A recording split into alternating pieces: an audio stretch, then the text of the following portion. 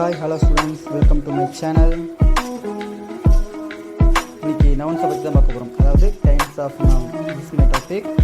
மொத்தமாக எத்தனை வகையான நவுன்ஸ் இருக்குது, என்னென்ன வகையான நவுன் இருக்குது, ஒவ்வொரு நவுனுக்கும் தனித்தனியான சிறப்பம்சங்கள் இருக்குது.